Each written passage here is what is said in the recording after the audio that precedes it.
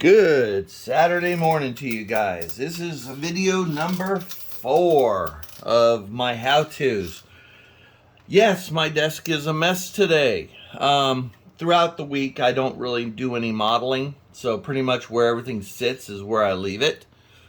As you can see, there's some new exciting things on my desk that came in this week. It's pretty much a replenishment of stock. I haven't put it away. I usually, like I said, I don't mess with my models during the weekday because I'm usually upset from work or mad or whatever, and I don't want to take it out on a model because I'm frustrated or angry or something. And, which it does happen occasionally. Oh, okay, that's holding that. All right. I tend to hold off, and then Saturday morning, Sunday morning, whenever I sit down with my models, I tend to put my stock away. I was going to do it before I made this video, but this is actually a pretty good idea here to show you how stuff comes in, what it looks like when it comes in when you order it and stuff. And this is just basic material that I commonly use throughout all my builds. Except for one. One's a new one. I wanted to try it out, look at it, see if I can get away with using it, which is this here. Let me make sure I got a good video of it. Correlated metal roofing. There's five pieces in here. And the correlation actually looks like I could get away with it in N scale. Even though it's HO, I could probably do it. It just saves me some time. I'll try it on a structure to see how this looks on a structure, on an N-scale structure. If it passes reasonably well after being weathered and everything else, I'll use it. Normally, I make mine out of aluminum foil, and I got a piece of plastic roofing made by Evergreen, and I just kind of like rub the aluminum pieces over that and make my own, but it's very flimsy and very easy to crush it down and make it flat again. So I was wanting to look at this and see how well this would work out for us. So this is on the possible use list. So I'm gonna put that behind me for now, going through the products here. We're gonna go through the Northeastern Lumber Company stuff. Gave me some rubber bands. I always need rubber bands. I'm one of those guys, I will not buy a box of rubber bands or a bag of rubber bands. As soon as I get another one, I try to save them. Okay, so as I told you guys, I was running low on the flooring. Oh, sorry. So I ordered 2 boards of flooring. And I also use it for roofing as well. And that's how it comes in. It comes in big 24, let me see, about 20-inch, 24-inch pieces. Let me see if I can get a good picture of it. This is 16 by 16, 1/16th, I mean, by 1/16th, 1/16th thick, and 1/16th spacing. Like I said, I use this both for my flooring and my roofing. So I go through a lot of this. And this only comes in 24-inch lengths. Let me do something here for you guys. Well, yeah, I'll leave it. But, yeah, it comes in 24-inch lengths, okay? And you can get a lot of floors, roofing, and stuff out of 2 pieces. I think this cost me, it didn't cost me much. I don't have the invoice on me. I threw that out with the boxes after I counted everything. But, yeah. This is one of the pieces I use. Oh, great. Oh, no, it's just regular cardboard. I thought it was going to be some something I could use for something, but I usually don't save cardboard. That goes away. But for the most part, that's one thing. I'll show you what else I got. More entertainment. Rubber bands. Okay, so we've got Northeastern 6x6 HO. Now, I'm going to give you, if you go to their website and you're trying to find a dimensional lumber, it is actually really, another rubber band, it's actually really hard to find. Why? Because it'll say HO lumber, but it's just like a little tiny word, a keyword between O-scale lumber and something else, and you have to click on it. You have to look for it and find it. I don't know. I don't think they fix their website or anything for that, but 6x6 is what I use in the corners of my buildings instead of using the 1x6s. And like I said, remember I told you there's two ways of doing a corner of a building. Plus, I use the 6x6s for inside bracing before I stain and everything else.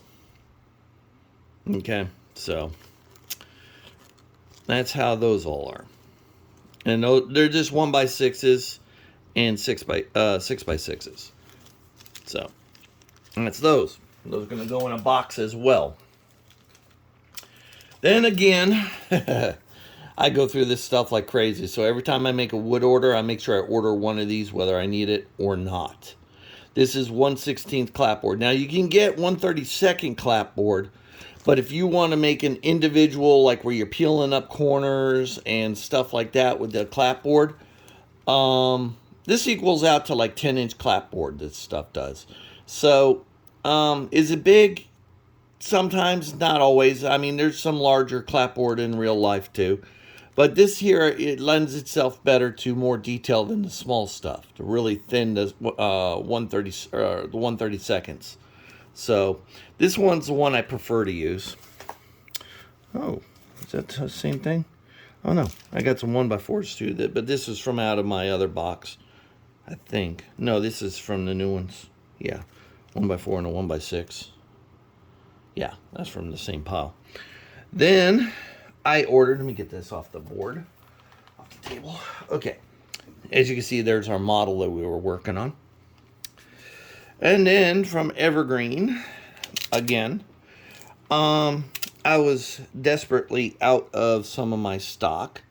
I use the HO scale stuff because it compares up to the N scale stuff. I don't do a lot of poly work, but when I do, I like to have it on me. And I try to keep it on me. And I try to keep the same dimensions as the N scale dimension, or the wood dimensions. So I order the same things. See? So I order pretty much the same things. Like I said, you can rewatch this video, get the numbers and everything else of what I'm using. So if you want to order the same stuff, go right ahead. But these are all strips. Okay, and they're very useful. Because I'm thinking on this structure, we may make a screen patio. I was watching the house that I'm copying this from, and I was kind of watching the guy's construction methods and stuff, and his front porch doesn't have any, like, where it looks like he's gonna screen it in. And my God, where he lives, there's skeeters like crazy because there's a lot of standing water. And I'm like, you're full. You're gonna feed people during the freaking summer when you're sitting on your patio, on your front porch, your big beautiful front porch. You're gonna feed people, feed the mosquito population. But either way, I'm thinking highly of screening mine in, and that's where these pieces here would come in, because most of your screen porches are aluminum and screen wire. And someone gave me a good suggestion for screen wire, and I tried it, and it works really, really well. So we might end up using it. So I'm going to see about that. But for now, I got this. We're doing good. So that is my orders for today. Those were my orders that came in. Yay. Okay. Let me get myself squared away here. I got a piece of 6x6 out. This is an open package of 1x6s. And you have to forgive me for talking to myself. I just walked away from the board. Okay. I had to get another tool I seen laying across the room when I was opening boxes. Okay, so last episode we were discussing about how, the last part of the episode, we were discussing how we're going to join the four corners. I told you I'm going to go the way most model kits go. And that is to join the pieces one in front of the other. Okay? I'm not going to put the 6x6 in the middle yet.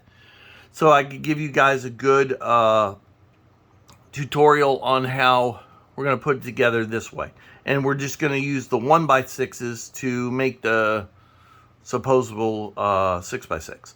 So, let me put this building back together somewhat so you can see how this thing's going to pop together. Remember, the flooring's going to come out on the bottom. Now, I knew I was going to order some more flooring. So I took this one and kind of cut out a scratch piece, but I think it's going to be too small for the model itself. I won't know until I put the 4 walls together. I mean, I do and I don't. I want a tight fit on the floor, plus at the same time I want the floor up and in it. So this is where I might differ from you guys when you go to building. Everybody's going to have their own way of doing things, okay? I'm just here to show you my way of doing things. Oh, Christ, I broke that. Okay.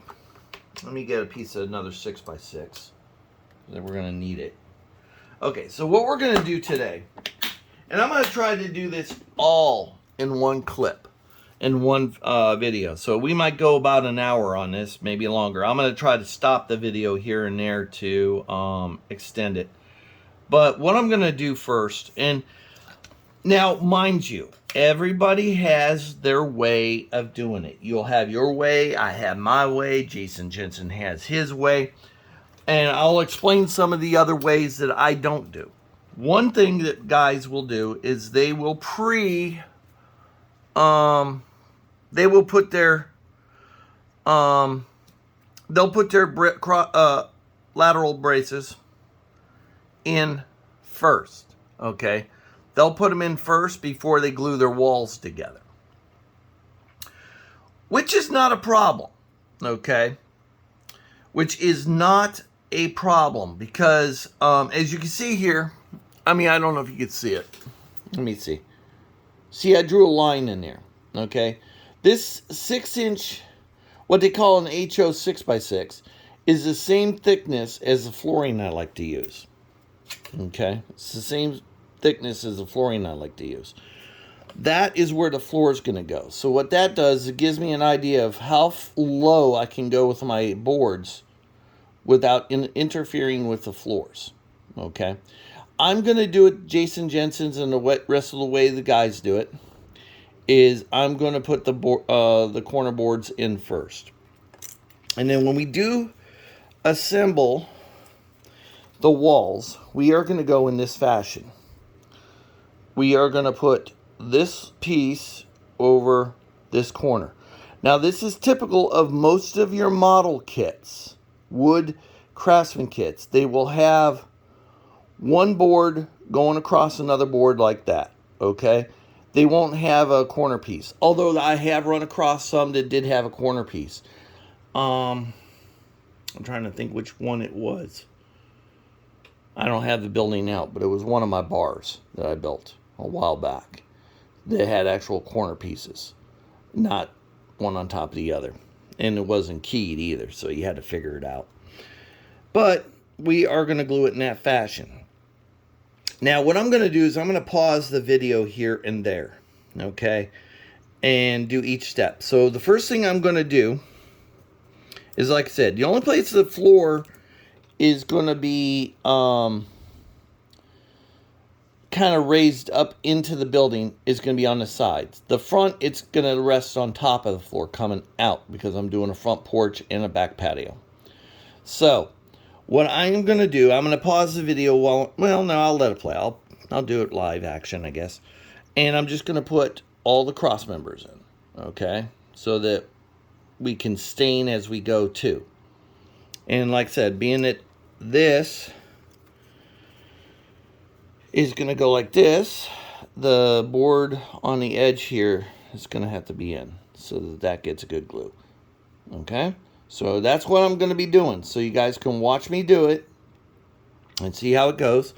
I'm going to be using Aleene's Quick Dry Tacky Glue. It dries in about 15 minutes. You have to be uber quick with this stuff. And that's what I got. That's where I get it.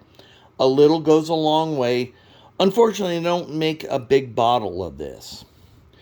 I like this one. They have one that's like quick dry like this, then turbo. Turbo takes like 30 minutes to dry, and then your regular takes anywhere from 45 minutes to an hour to dry.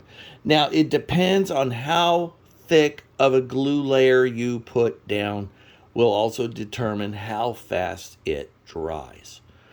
So, this is probably one of the reasons, if you guys watch my page, my Facebook page, Christopher's Hobbies on Facebook, you wonder, you watch me like when I'm posting pictures of a build I'm doing. A lot of those pictures are one right after another of me working throughout that whole day. I could build a building in a whole day because the glue dries so freaking fast. Like I said, this is one of my favorites now. I just found this stuff not too long ago, so I really like this glue. And you can see from the cracking on the deep, I squeeze a lot of this out. A trick I learned from Jason Jensen: leave your glue bottles, when you put them down, leave them on their side. Don't leave them up, leave them on their side. Why? Because the glue lays flat in there, and when you go to turn it up to glue something, the glue comes out quicker. You ain't got to wait for that glue bubble to pull through or anything like that. But leave your glue in a downward position. Maybe put something on your table to keep it from rolling off. And if you can see something here, I got a new cut board. Ooh, I got that when I ordered that when I ordered my styrene, because they had these cut boards for 20 bucks. And I needed a new cut board because my other one was like all warped and everything else, just from age and use. So I got me a brand new cut board, and there's the size of it. It has both inches, and it looks like it's mostly metric. Yeah, it's mostly metric. And I think it's one-sided. Yeah, it's one-sided. So, but I got a new one of these, so it'll work a little bit better. Okay, now let me get to putting down the boards. I'm going to turn everything face down. Got all my lights on. Let me see. Oh, my one LED work lights battery is dying. I use a lot of battery powered lights here. Mostly Ryobi's. I started down that road, and I'm just going to stick on that road. Everybody has their favorite rechargeable battery stuff. Woo, bright. There we go. Okay. I could get almost a whole day out of one of those batteries in that light. I got 2 of them, by the way. So, just in case I need it. I'm going to put this flooring away because I don't think that is going to work.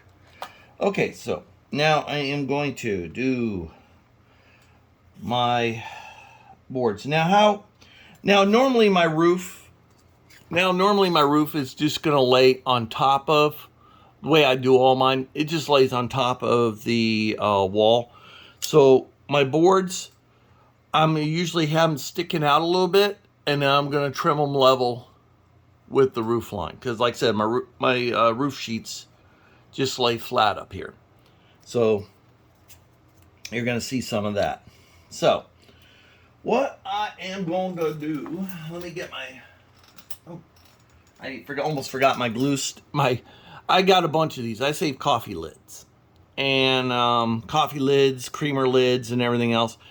And this is kind of this was like a paintbrush, but I take the little foam or little paint end off, and it's kind of like a toothpick with a curve in it I put in it. This is kind of like my glue applicator, glue spreader, glue everything so I don't have to glue my fingers up. So, and I usually put a dab of glue in that, because I don't trust this stuff here to put out a nice even layer of glue. If you look on here carefully, you can see all the spent glue in there, the clear stuff in here. Yeah. But it's the way I do it. And sometimes I do, sometimes I'll put a glue bead on the wood. In this case, I'll probably put the glue bead on the wood, because it doesn't need to be too precisioned. So what I'm going to do is make sure you guys can see this. I'm in a good spot. Okay. Okay, I'm just double checking. I want to make sure you guys can see it. So I'm just going to cut just a little bit more material than I need. Come in here.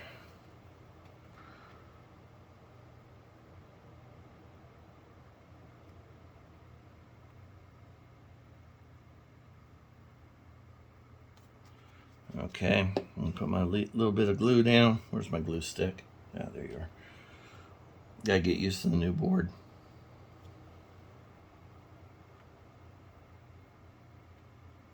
Okay. I thin it out. Like I said, if you thin the glue out, it'll dry faster. Okay, if any of you guys end up following Jason Jensen, he'll tell you the same thing. Thin layers of glue, dry it nice and fast. Having a game plan too, while you're putting this your boards down and stuff, is the same thing. Just have a nice plan of what you want to do before you do it, and do it. And then once you get in the habit of doing it, usually your game plans end up becoming permanent plans. Okay, here my first one's down. See that? See, it's sticking out a little bit, but I'm going to take the knife and I'm going to cut that level with that roof line. But for now, my main thing is make sure the bottom of this is level with that line. So now I'm just going to go through here. I mean, I could cut it now level with that roof, but if you ask me, it's more of a pain in the ass for me anyway. Now for you it might not be, but for me it is. And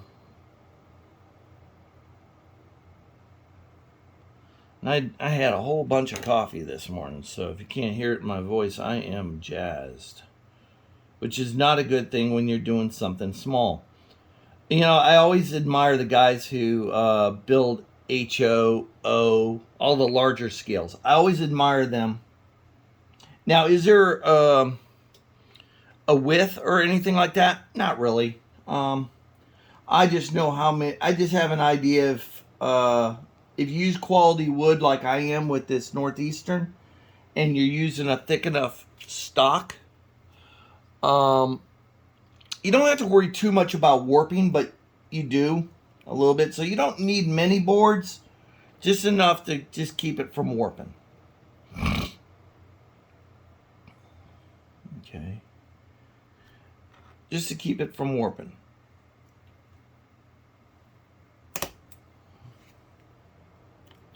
Oh, damn, I broke it.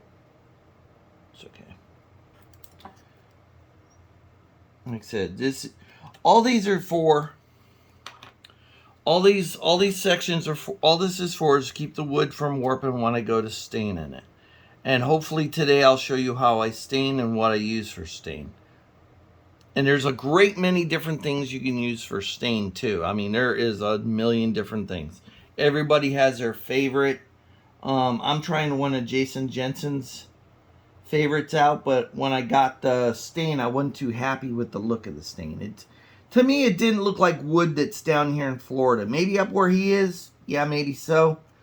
But cypress kind of didn't look like aged cypress to me. So I had to actually modify my stains a little bit by adding some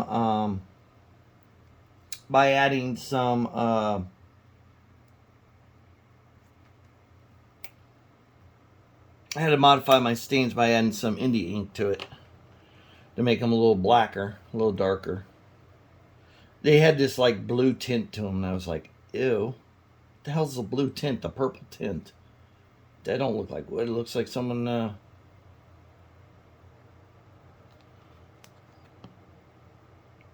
looks like some witch pooped on it or something. I don't know.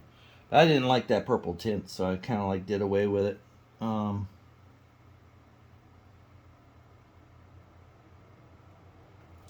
See how I did that? I got one more to do, and then that's how I did it. That way, when I put the floor in, put the floor in, those boards are out of my way. See that? Ooh, witchcraft. Ever watch saying that? My wife is probably watching me from heaven going, witchcraft? Where? That ain't witchcraft. You and your stupid models. Looking down on me in heaven at her old witchcraft desk. Nail desk. This poor desk has seen the light, boy. It's been everything from being in nail salons all over the place, home, hobby desk, both for her and me. Now it's just me. And just to think family was going to throw this desk away. Boy, this desk has a history, boy. It's going to stay in my family as long as possible to honor her. I don't know if my son will use it. Maybe he'll have grandkids one day. Or kids one day. They might be train fanatics, I hope. I'm sure going to leave them a lot of trains. Alright. Oh, shit. Oh, it just rolled off. That was the oh shit. Like I said, it takes the glue a little bit to dry. Keep a paper towel. Or something to wipe your fingers, extra glue off your fingers while you're modeling. Last thing you want to do is be touching the outside with glue. Not that it's going to hurt anything. Anything it might. Now, see the excess? I'm going to cut those off too. Push down where it's at. Follow the roof line.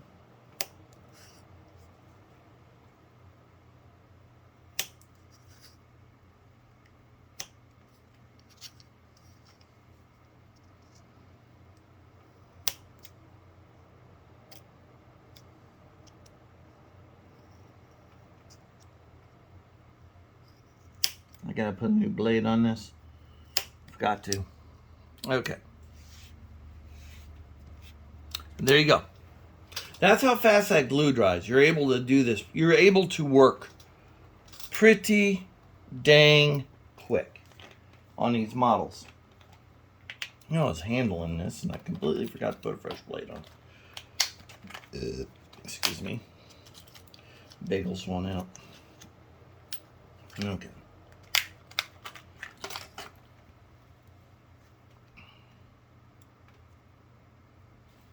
Okay. Remember what I said? Fresh blade. That was a dangerous way I did that. Okay. Alright. That's the first wall that's done up. Okay. Now I'm going to put it aside, let it dry. I'm going to do the rest. I'm not going to do much talking here. Just kind of watch and get an idea where I'm going with this.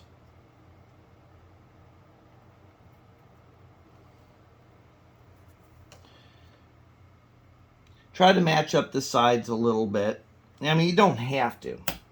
You don't have to. But it does help.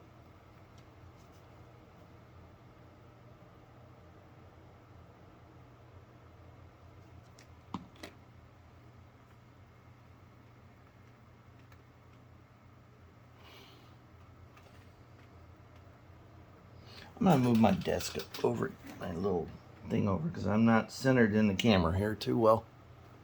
Okay. I'm trying to see it as well as not put my head in the way while I'm looking. Okay. Just wiping off the bead.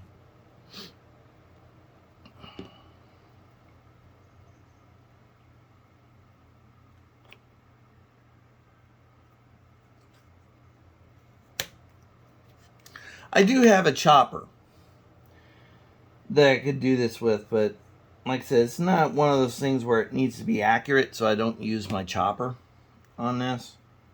I'm cutting these boards, like I said, it's just one of those things.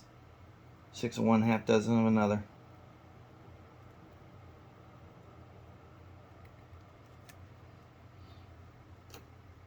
Although I do like the chopper that's on the styrene page better than I do the Micro Marks. I have the Micro Marks one. Not too crazy about it. It's not the greatest. It doesn't cut very even. The Micro Marks one. Especially if you got a dull blade in it. If you got a dull blade, forget it.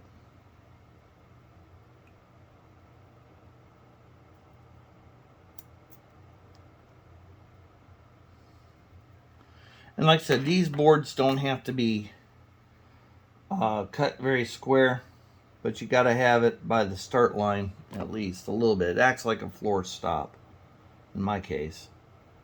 Now, if you use a piece that doesn't quite go to the surface, the edge of the board, don't worry about that. It doesn't have to. Because like I said, when I go to rest the wall or the ceiling on there, the board on the ceiling, it's just going to rest on there kind of like that. It's just going to come down on top of that. These boards will do nothing towards structural holding it up. So it's not something you have to worry too much about.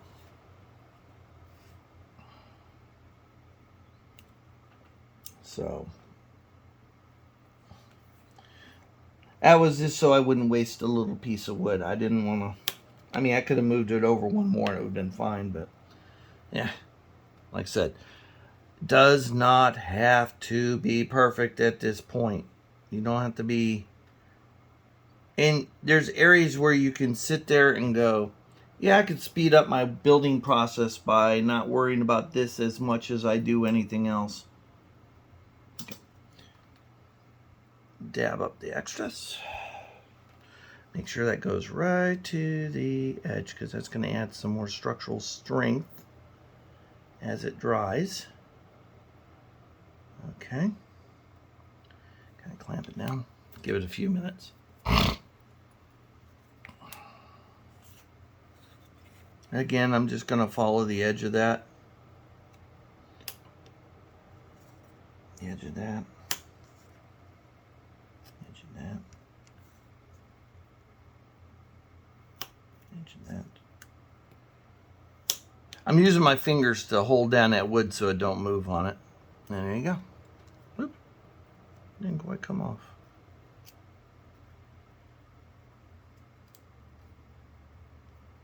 Okay. There you go. See.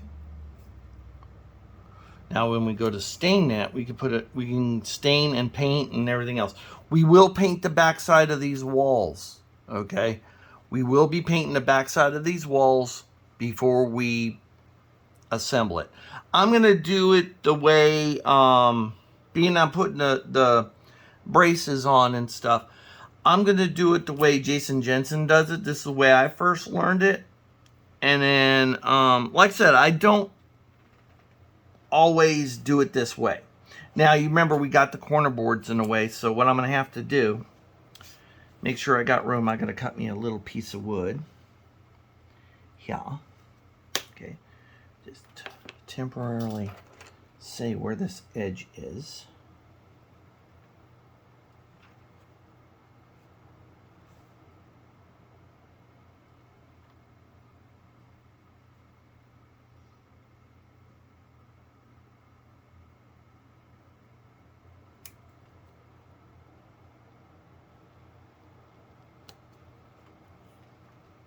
And you're wondering what in God's name is he doing that for? Can any of you guess? Like I said, my 6x6s are dang near the same thickness as the walls itself. Okay, not 100%, but it's close enough to get a little bit of extra structural corner strength. Grant you, we're not building the Taj Mahal, we're not building the Empire State Building where these things got to hold up 100 tons of concrete and stuff. So now remember, this piece here is going to be sitting on top of the floor.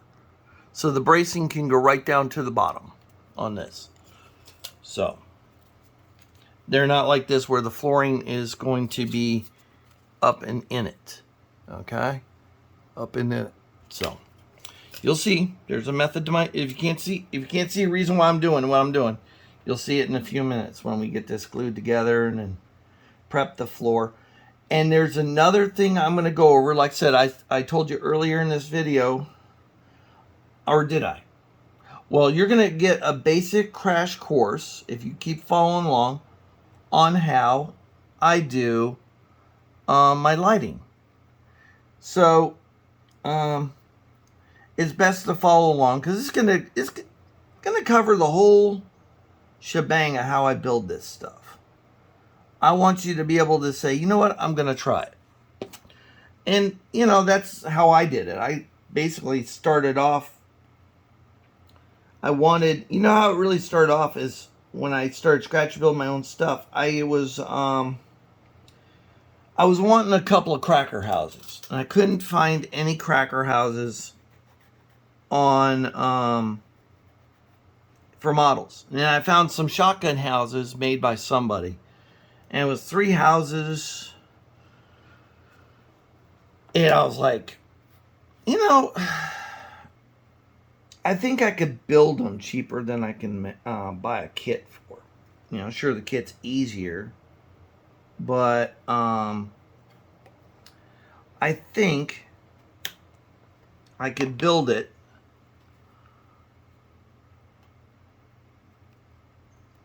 Yeah, it's not going to work.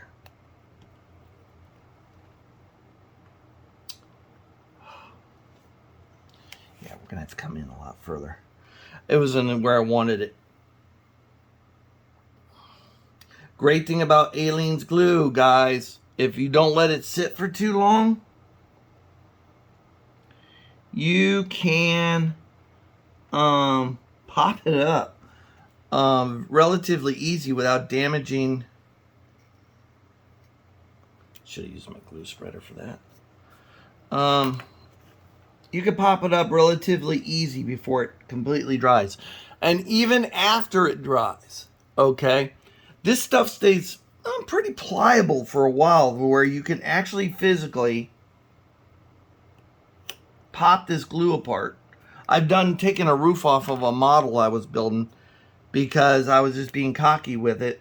And I don't know if this is going to make it here. Yeah, we'll try it. You can still move the boards. Take the boards off.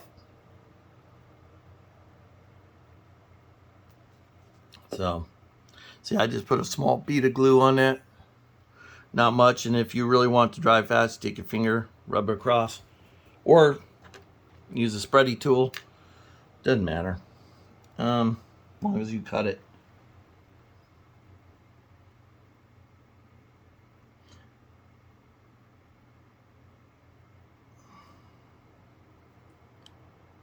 Okay, that's going to go there.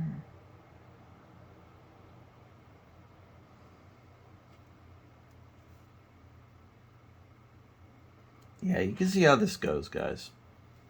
And like I said, I'm purposely going slow. I could really haul ass and build a building. I mean, really. Like I said, today's my only day I can work on my models today or this weekend. So, but in an average, a house like this shouldn't take me more than if I spend a whole weekend, a Saturday and a Sunday on a model, I could probably come out, and if you follow my Facebook page, you've seen me go from start to finish in about a day and a half on a structure like this. So, it doesn't really take me long to build a model. I mean, I could fly through these. One of my goals was to have a model. I was going to build a model a week. But since the economy hit, things at my job are just crazy, and I really want to change careers. It's always one of my dreams to make my hobby my job. Make this my job, but I just don't know how to make that happen. I'd rather stay at home and do this all day long than sitting there building medical machines. But see that, guys? Bam. And just pull that aside, let it dry. And this is the back wall. If you're wondering where I'm going with this and everything else, you'll have to watch my other things. I need 1, 2, 2, 3. So I'll need 3 of these. They'll all be the same length.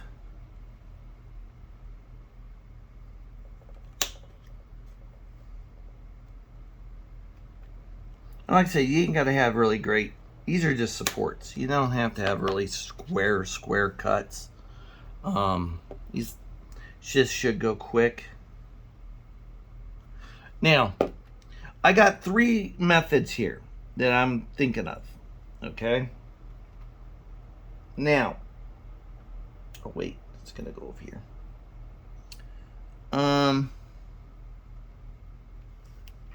I got 3 different methods of staining. Now, I could do one of 2 things. I could put the walls together first. Okay? I could put the 4 walls, glue them together,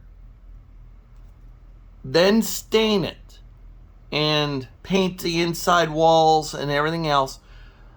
Or I could stain and paint them in this position. Okay. If I remember correctly, Jason Jensen actually, he'll stain them, paint them. He doesn't light his structures. So he really doesn't have to paint the inside. I light my structures. So I have to paint the inside a couple thick layers of either black, dark green, dark brown, some kind of dark color. Don't matter. At least 2 coats. You can another paint you could use is like a primer, but I would kind of like spray can primer, but I would mask off these fronts really good before you do that. And then on top of it, you run a risk of the paint bleeding through the wood and coming out on the front. So I tend to use nothing but watercolors. So in this case, what I'm going to do is, what I'm thinking, the way I'm going to do it, the way I always do it, is I am going to glue the walls and the corners together first. And then I'm going to pause the video while all 4 corners dry. And then I am going to paint the inside and outside. Again, the reason I do this is it just gives me some extra strength and keeping the building from warping. Because if you go to glue it together and it's got a slight, even if it's a very slight warp, you'll have problems with your you'll have a problem with your edges lining up. Okay, it'll be warped a little bit and it's going to fight you on the glue process and the whole 9 yards. So I'm not going to do that. So what I'm going to do, as soon as I finish up this, I'll start gluing the walls together, the 4 walls. I'm not going to paint them first. Only reason being is, like I said, even with the bracing, you still run a risk of the paint warping the wood a little bit. And like I said, getting a true corner in sometimes is rare, for me anyway. Maybe not for you, maybe not for someone else, but we're dealing with such a small model that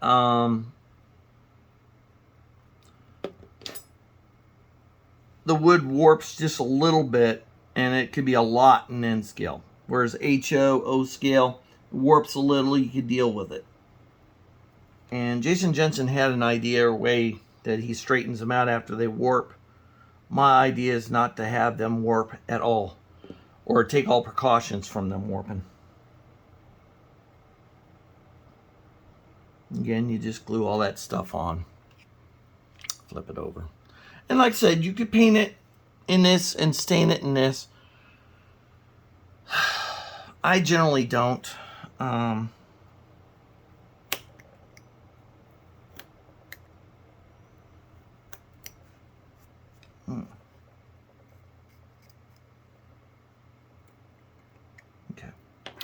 All right, so all my things are done in that aspect. I still have to do these too, but I won't do, well, yeah, I can do this one. I can do the other one. A little bit. I'm trying to think here. This is the front one, right?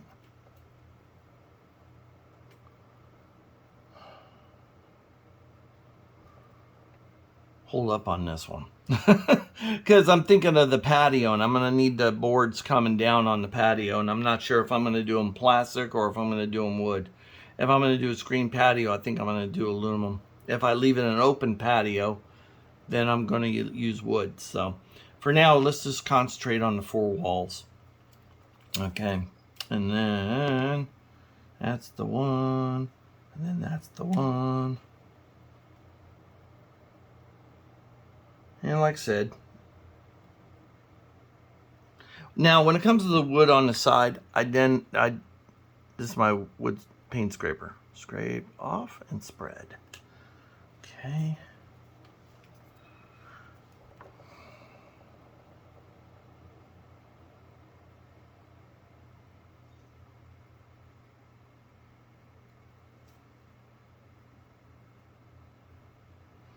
Now there are a million ways to square this up for yourself. I'm going to leave it to you to disconcern or to figure out how you're going to do it, the way you're going to do it, and everything else. All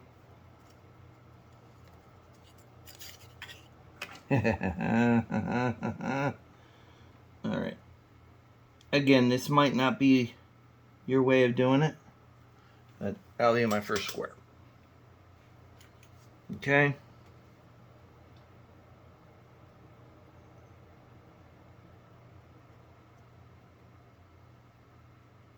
Now the glue takes about 10-15 minutes to dry.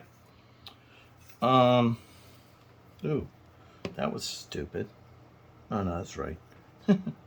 Stupid me.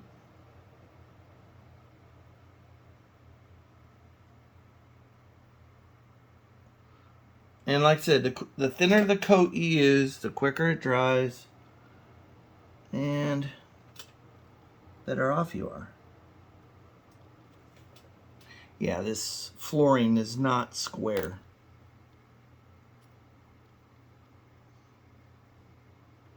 It's actually cut. Flooring's actually too big to do what I wanted to do. Well, shit the bed, Fred.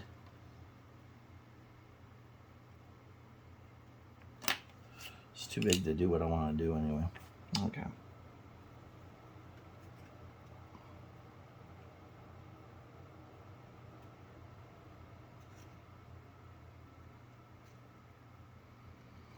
Now, for you architects out there, building architects, you're probably screaming your heads off.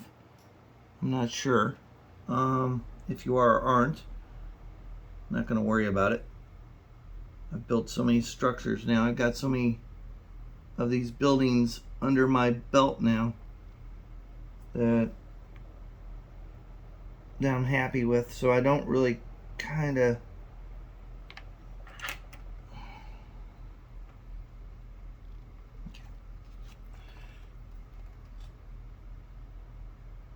Oh, the glue's setting up, guys. If you're wondering, if it's in your head like, how's he getting all these 4 corners up so fast? It's because glue doesn't take much to dry. This, like I said, this Aleene's quick dry is a miracle. I mean, you could build a building right quick. I mean, really quick. Because glue sets so fast. But at the same time, you got to be careful because it sets so fast. Yeah, you have to be careful. Because if you're not careful on its setting, okay, I like it square. Okay, there we go. All 4 walls. Yay! Can I have fanfare? Golf clap. Not that I play golf, but or watch golf, but golf clap. Is not to disturb people. Okay. Now, in the case of buildings, and I use this very loosely, when you're doing your buildings,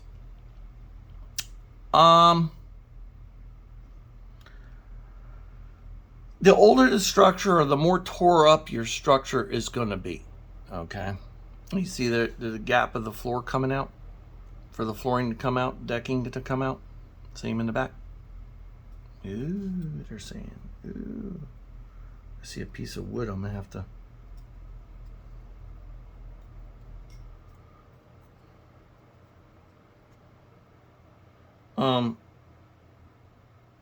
Usually, if you screw up a little bit here and there, it actually makes an older, more torn down building look better. So, you can get away with. Why are you uneven? Oh shit, the bed, Fred. 1, 2, 3, 4. No, 1, 2, 3, 4. Okay, that's even. Why are you two not lined up? Oh, I see why. Okay. Now I gotta move a wall. It's kind of crooked. So how I take aliens apart while it's still tacky? Bingo. So it's got to go up here more. See, I got a little bit of an offset on the building wall, a little bit. Something's offset. I'm a little weird here. Something is just a little weird. And you'll run across this when you're building. You'll have something that's just not quite copacetic with you. I'm going to see if that glue is still tacky enough to... No, it's not going to. Jesus. Oh, my luck. It goes on this one.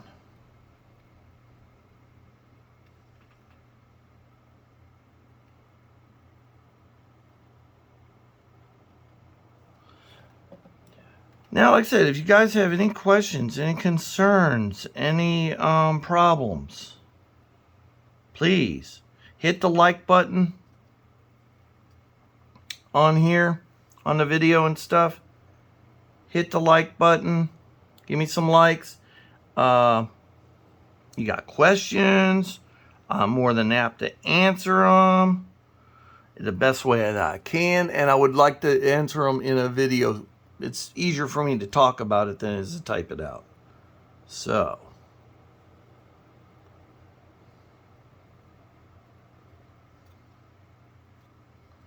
actually, no.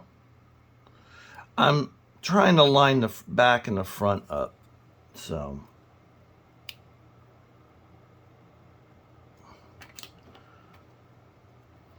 and like I said, join in corners is no problem. Separate them. Watch me cut my goddamn full finger off. It's stupid, but okay. Like I said, aliens you can cut up a little bit. There. Okay. Okay. Not a problem. I'm gonna have to straighten that out. Yeah, shit.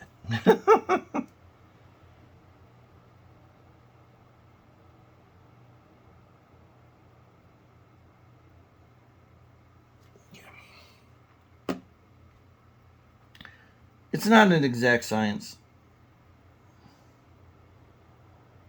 And when you start building, you're going to be going, how did Chris do it? And then that's when you're going to start making your own decisions, how you want to do it, what works for you and what doesn't work for you. So, yeah, it'll work.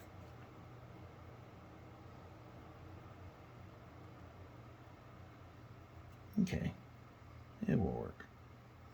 I wasn't paying attention to the front, and I'm worried about the back, and I'm like, oh, God. Okay. I'm getting glue all over this damn thing. Okay. And like I said, you don't... I'm using the grid on the board here. Make sure I'm kind of squared up. And like I said, the older the structure, the longer it's sat there. And, perfect. I'm not going to touch it no more. Yeah, bullshit. Yeah. You'll sit there and talk yourself out of stuff. Yeah,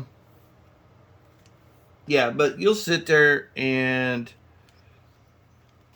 the older the structure sits there, longer it sits there, actually having stuff going off on angles and everything else, it tends to be it'll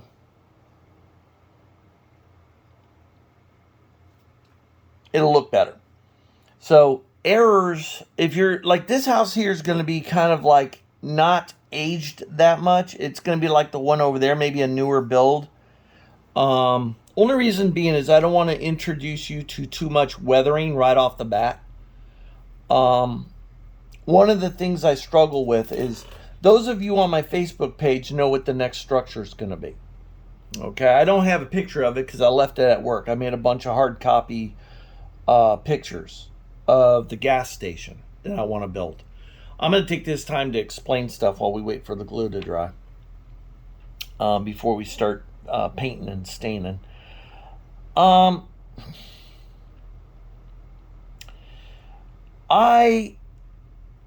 like to model actual life, you know, and I'm modeling a modern aged model railroad, but it's going to be going through some of the older Florida neighborhoods that are, remember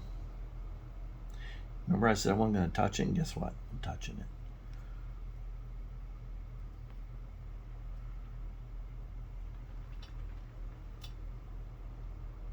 I think one side's narrower than the other. Maybe. I ain't gonna worry about it because it's not gonna be seen. But I was talking about ages of the structures. Depending on the area you're doing. Now, in the case of, say, Franklin and South Manchester,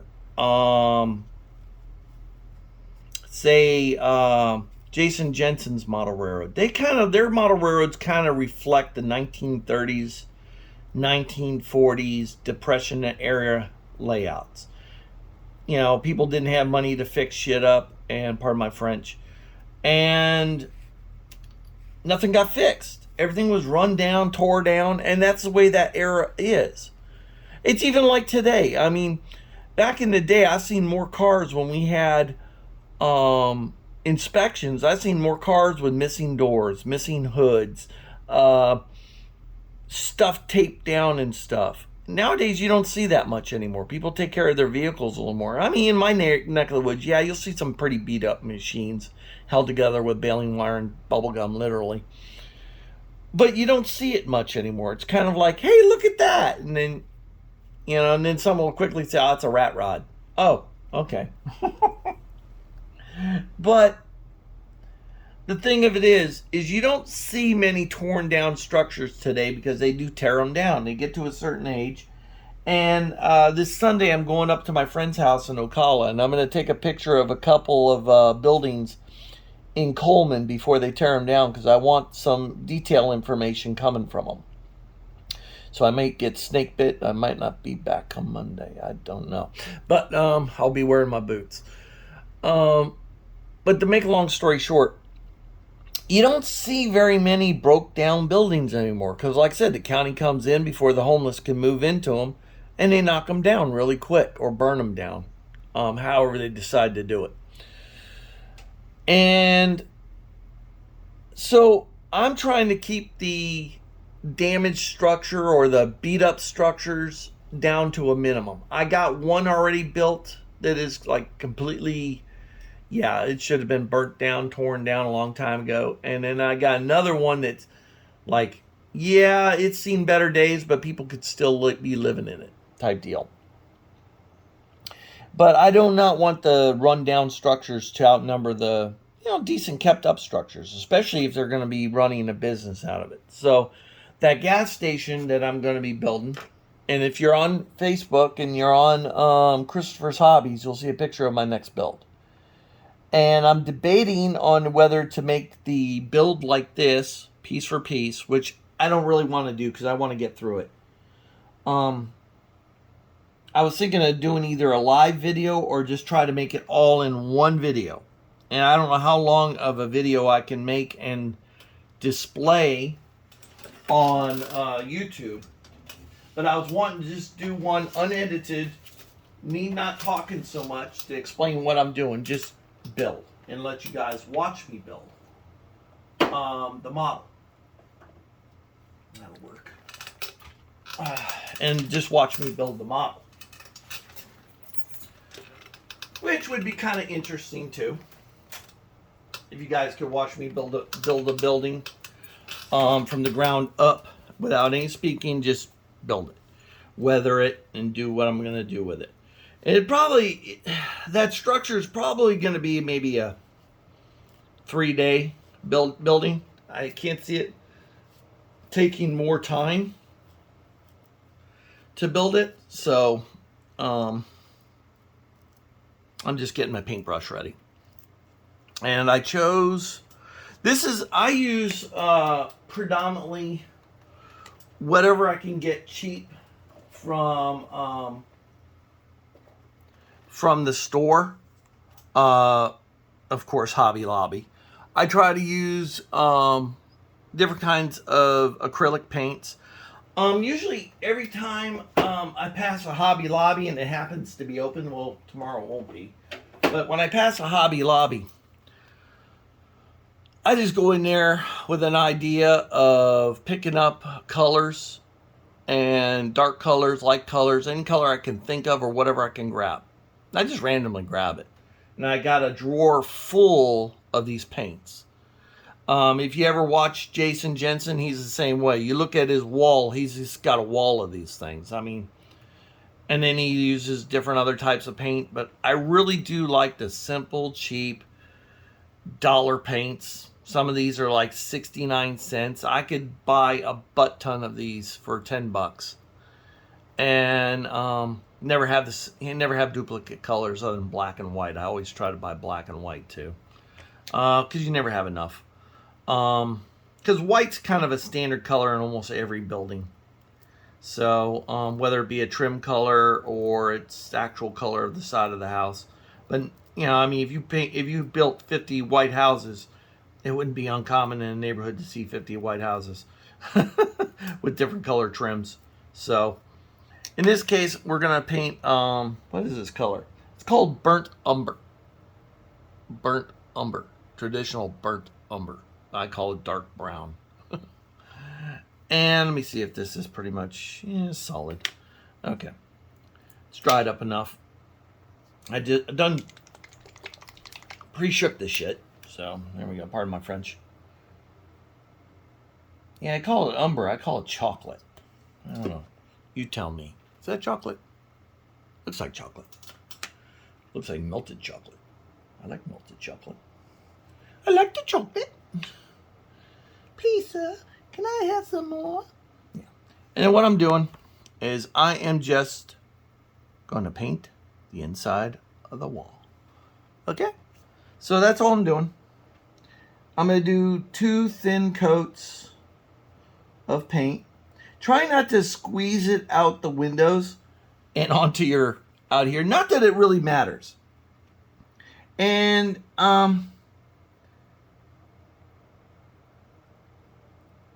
it doesn't, not that it really matters if you do or don't. I like the big brush here for doing the painting the inside. Now, could I have painted this apart? Yes, I can. But the reason I wanted to put it together is because the 4 corners also add to the strength of keeping this building from flipping warping and turning into a pile of garbage. And like I said, in this case, this is a newer building, or not so much a newer building, but it's a inhabited building. Okay, it's being taken care of. It's being lifted when it needs to be lifted off the ground, leveled when it needs to be leveled, and everything else. So this building's going to be taken care of. It's not left to, age and ruin.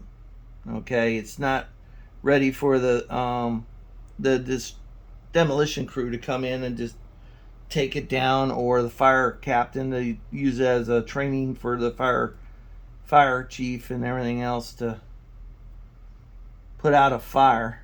But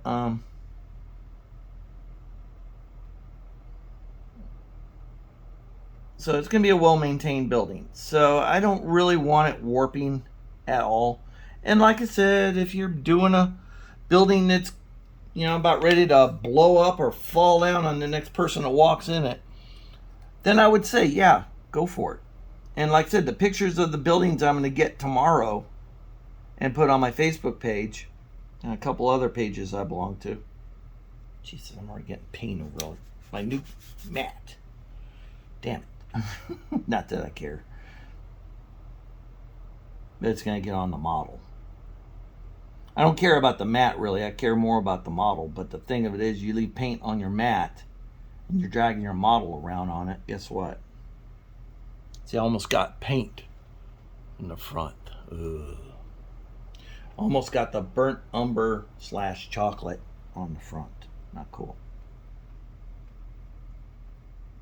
Why I do this is, like I said, I'm going to light my structures from the inside.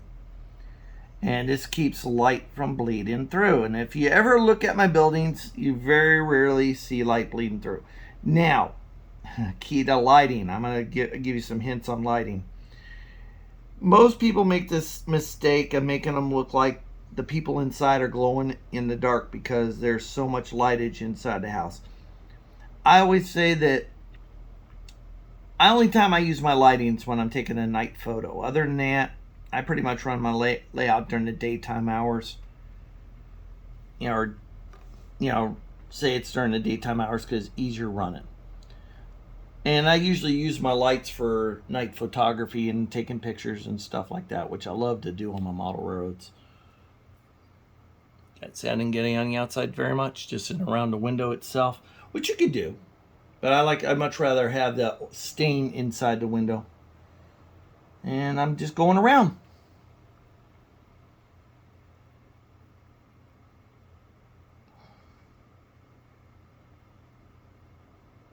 And like I said, I just take my time. Remember, this is not a hobby where you're going to be racing down the street straightaway or anything like that. Take your freaking time. Enjoy the painting. Being I usually use my phone for music and stuff like that. Let's see, that was a stupid thing for me to do right there. Ooh, almost.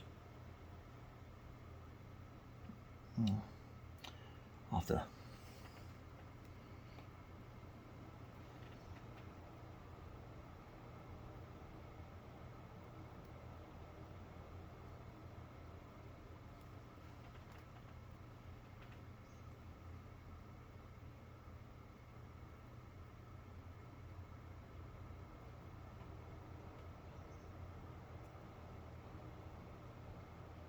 There. You see how I use that? I use that for everything. Putting glue down, putting paint down, picking my nose. No, not really. But I use those little sticks. Even a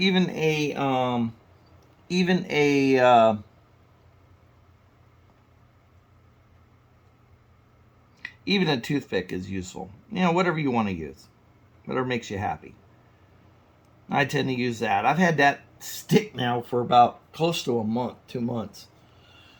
Things seen better days. Use a piece of styrene, hand carved to whatever shape you want.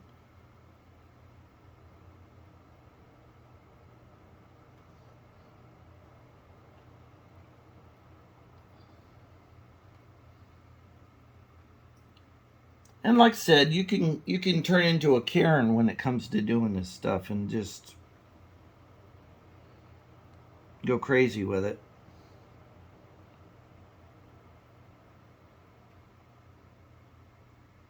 And like I said, by the time I get to the first wall I painted, it should be dry. It should be dry by the time I get to the next back to the wall to put my second coat down. And yes, I would tell you 2, maybe 3 coats on the inside. And when it comes to lighting, please, for God's sakes, don't make the people inside glow in the dark. God, I hate that. I will Karen on that. I'll see. Because I had a couple buildings on my layout, my last layout I built, that was like that. They were really, seriously, they were glow-in-the-dark buildings because I couldn't regulate the light. Why, I don't know. Oh, it was because controller wasn't operating right, and I couldn't regulate the light. And every time I looked at that building, every time I photographed it, it looked like those poor people were just glowing in the damn dark in that bar. And I'm like, good God, you'd have to wear sunglasses in that bar. See, I'm using my stick again. Because I did something stupid with the bracing, and I know for a fact that's where the light's gonna bleed through that wall and show you a line. But like I said, again, your lights should not be that bright in your buildings. They should be barely seeable. I mean, not really bright.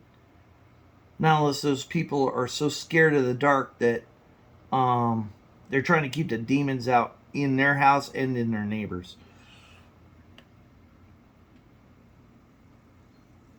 Train going by the house. I don't know if you guys can hear it. I live next to the S line, or I should say the Wildwood sub, because where I'm at, it's really considered the Wildwood sub.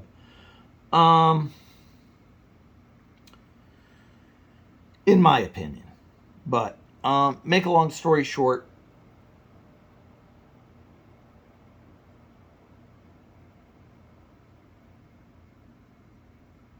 I live next to railroad tracks, and all night, S-Line is really busiest at night from 6 o'clock in the afternoon all the way till about 6 in the morning. Then it quiets down a little bit.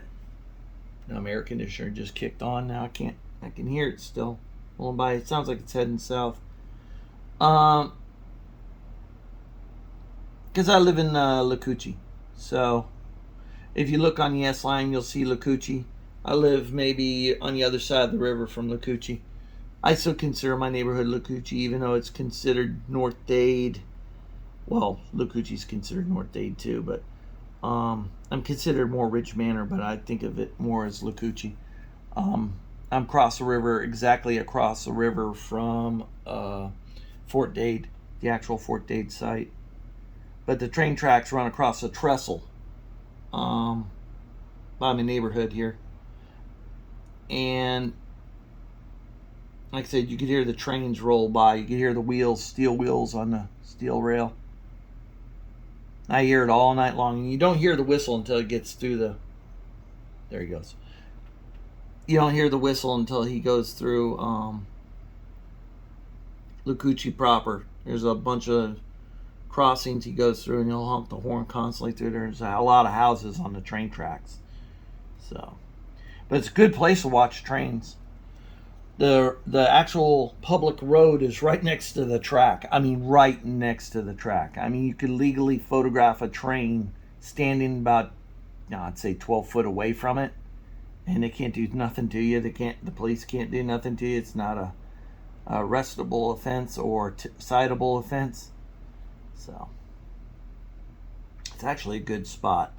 And the neighborhood cleaned up a lot, so your life isn't in danger like it used to be as much doing it. So, but it's, like I said, it's a good area to watch trains. You sit over there by the convenience store, and you can get a bag of chips, sit there in the parking lot, wait for trains to go by. Done it, did it. Get yourself a bucket of chicken or something, and sit down and eat chicken. Watch trains. A lot of places there you can park and watch them. And for you guys that don't live in Florida, Florida's got a lot of railroad activity.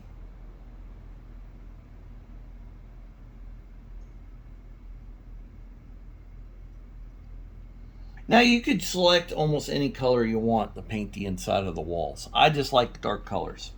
It kind of absorbs some of the LED lighting. Doesn't reflect it too much. It doesn't make the building too bright. On the inside, I need more paint. Running out of paint, Chris. Oh, geez, there he goes again, painting the damn mat. This mat is just wanting to get painted today. Or I'm wanting to paint it. One of the two. Burnt umber. I'm going to have to buy some more because that bottle's getting light. But like I said, there's a lot of different guys you could watch for building and getting ideas. Mine was Jason Jensen and a couple other guys that are online that do a lot of kit bashing and kit building and stuff like that. Jason Jensen's actually making some of his own models now. He got a 3D laser now, so he can cut out his own material and make his own kits. I guess Foscale is out of business now or something, so he's decided to make his own models. It's funny. I have issues sometimes with 3D. I hate using 3D stuff but when it comes to detail items, I don't have a problem. But when it comes to a structure, I'm more impressed when someone actually cut every damn window out. Or even made the mold to make the building. That's, to me, impressive. But when you sit there, some people say, well, it takes a lot of, whatever memory to paint or do stuff on a computer. Yeah, maybe so, but I'm at one of those funky times, I'm one of those funky generations where I could either do with or do without computers. It don't matter to me. Laser cutters, laser printers, whatever. And I've only been scratch building for a couple years now. So, and what I do is sometimes I'll hold my building up to the light to see if it's shining through at all. Yeah. Let me show you. Let me see if I can get the camera to focus on it. Hold on. I'm going to move you guys. Time for, what I'm going to do is hold it up against the light and see how the light is still coming through the wood in the paint. That tells me I need another second coat. Like I said, you could do this while it's apart, but I found that when they're four-cornered walls that are together, it's a lot easier. You see where all the light bleed is? Yeah.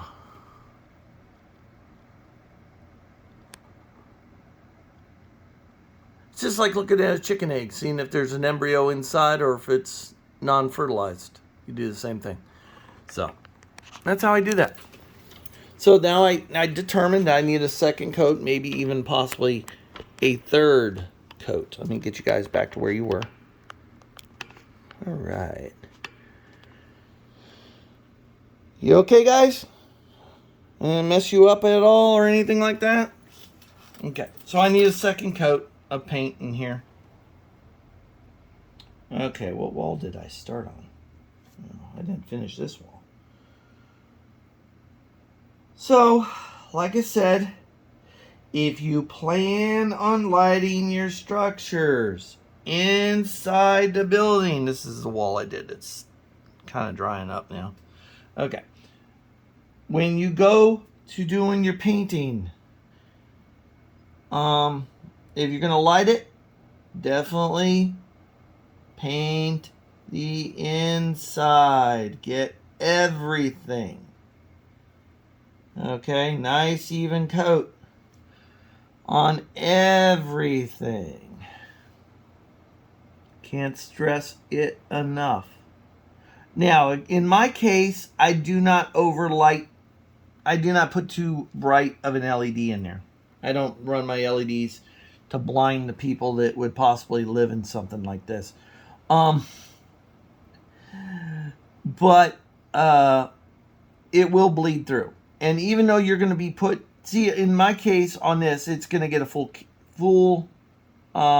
contingent of paint on the outside. It'll be a little bit lightly weathered, but it will also get a coat or two of paint on the outside because of the newer structure or a remodeled structure, however we're going to look at it.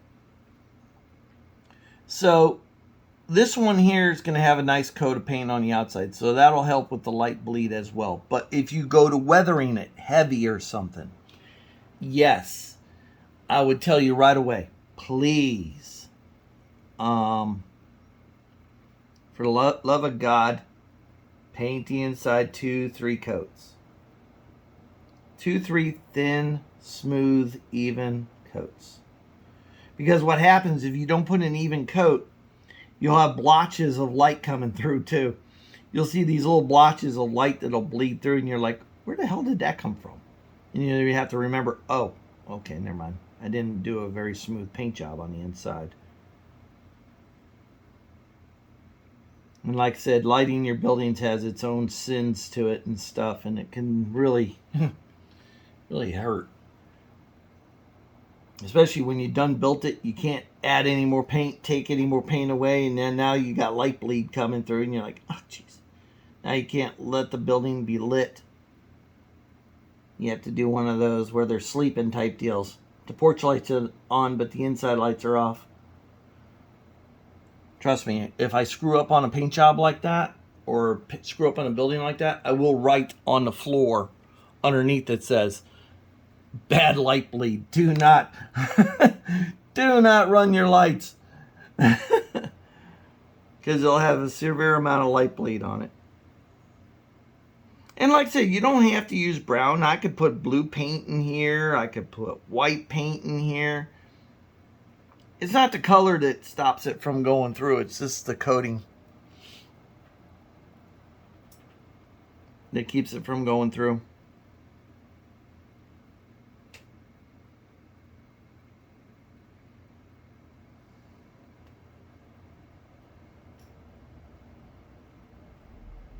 I know we've already hit an hour together. I didn't plan on this taking an hour. I don't even know if this will even load on YouTube. So when you get this, it'll more than likely be a Monday, because I know with my Wi-Fi the way it is, and it's tore up because of the storm still, I really don't have very good strength, and it would take 2 days for this video to load under the situations at my house. So I'm gonna have to wait till Monday to load this. So if you're seeing this on a Monday, it's because I had to go to work and use their Wi-Fi connection to download this video because of the length. Okay, and I think I'm going to stop this portion of the video at this painting stage right here, and I'm going to make this this is video number 4, so the next one will be 4A, because I'm going to put it under the same day, because I'm kind of building here, and I only have today to build, time-wise. And I want to get through this structure because I really want to start doing that gas station really, really bad. And I know you guys on Facebook are like, oh, I want to see that. And I'm like, I do too. Okay, everything's been painted. Okay, 2 coats are on there. I'm still here. I just got to clean my brush or put some water on my brush so I don't dry out. I have the way my house was, the house I'm living in now is designed. My hobby room is actually what was once the kitchen, so I have kind of like a wet bar here. If you're on my Facebook page, you've seen pictures of this in it. And it's actually, my wife loved her little witcher. This is where she did all her witchcraft and stuff. And I was always envy of her because she had a sink, and she had all this lighting and wall plugs everywhere. And I'm like, God, that is a perfect hobby. And she said, no, you're not building your trains in this corner. When she passed, now I got inherited this corner, so it's mine now. Ha ha ha ha. Okay, I'm gonna stop the video here and make 4A. Okay, I'm gonna let all this dry in the meantime, and then I'll make 4A, and 4A will take off right from here, and we'll move forward. Okay, so you guys have a cup of coffee, take a break, whatever, and I'll see you in a few minutes.